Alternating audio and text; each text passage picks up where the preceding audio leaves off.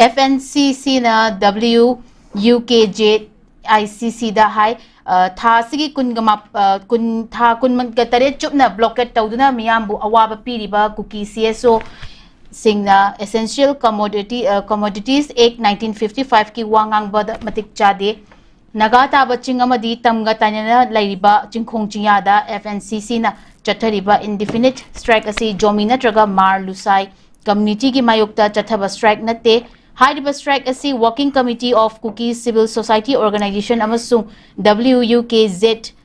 ki banner makhada cookie expansive or forcing na chathar kiba ka hen ba thawong gi mathakta chathabani haina FNCC na fongdoragli aja khoi gi stalak chani wese khoi gi national highway kano khoi 2 sida khoi kano na pai kani hani khoi cookie sing sina Pining Bomong the Kogi, sending Bom the system, see Hana the Gi, Patana, the Cholaga like Oza. Those Ozanas that Kogi, Hagen Kogi, Sida, Ozawi, Bakitang, opening Kitan Tambu, she Matang Sida. Kogi, a Kogi National Highway, the Naga, Maiteo, Kugi, whatever, any tribe was no, Moina blockade of where I toilet. A coin is to where I lit it. A voice the captain, the guy, and a voice they had the Toga. Keroda say Tobal da Natraga Koiswaida issue Makaki at Tola blockade was there. Masigi reality Supreme Court na Karagan high grab Masimata Sakan and Logadam. Adokoyi government in Amapang and Sonzavane. Ado Hazi Yang Damni, Amada blockade away, Amana Mazapayade and high say Masigi Matangsida, Lakomatam da Sakana Kari step low bigre, away men when a Hoigi and Saye. Manipur da leriba valley da lei se akoi mamang da masigi me de 3 incidents thok tringai da lei se akoi gi every community pulap ne lei ram se ko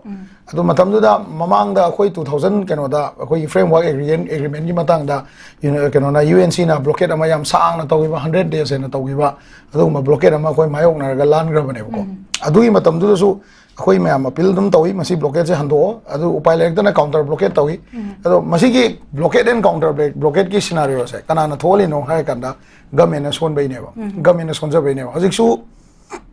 Sagi Lamgi dispute like Rivaza Sida only valley Sida Katane Makoina eviction Tonga Mise Makoina Lamse own Pita Pai own Mangamise Valley Kataneva Ado Akoina Pamedica administration say equal view ama equal administrate equal Oibangamba Aduma powerful administration Matota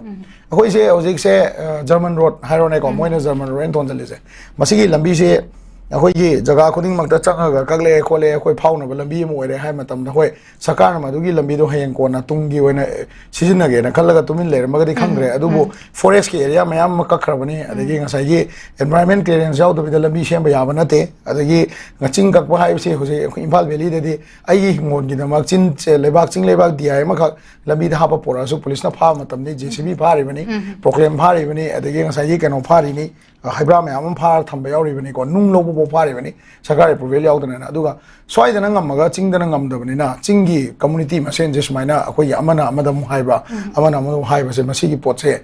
community conflict, Lahalwege, Hive Targadi, Government, Matamzana, Mapamzana, Exxon Low Chango. Caesarazi illegally no Kakayaroi, Nataga, Nazagan Kakay, the environmental clearance law, no Noigi development, you get on a Sakari program, Hapalo, Waibuko, PWD Hapalo, Natagan Noigi. Nasagi Marile Nava, Town Committee, Kaino, the hill area, they threw the Lahalo, Newsum Landum Sango, Adu Swan Vida, Kulai by Bakata, Sanga, Kataganda, Haying Luragana community in Ilong, Masi responsibility go in with them. Aduna, Government of Homatam Sana Matoto, the Sing the administration, Amalebe Mong Toba, Valley, the Namalebe Mong Toba, the Minusum Tora, Venina, Praza, and he said, conflict like we want. Hosixuni,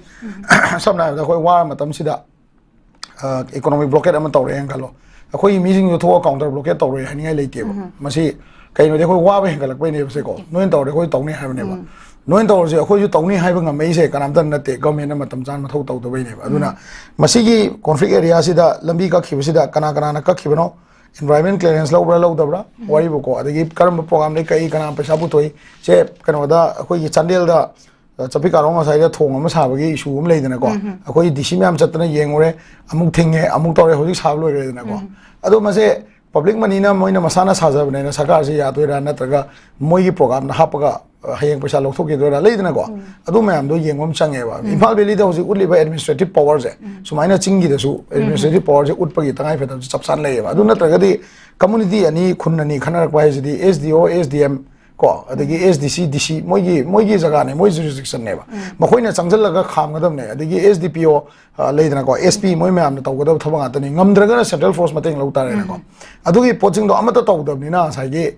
ching gi akoi mafam dai tholok CSO sing na dum overpower tawraga moi apa ma do chathar leibne ba masi sagana thuna yengjan biraga sai ge ne munna yengjan biraganda sugumba community ani khabar da pa ta hamna ba adagi numai na da pon ta unna ba se akoi enmity hengana ba thabak se sagana tawun da ba se masi sagari ma thau ne na sumain thamjage okay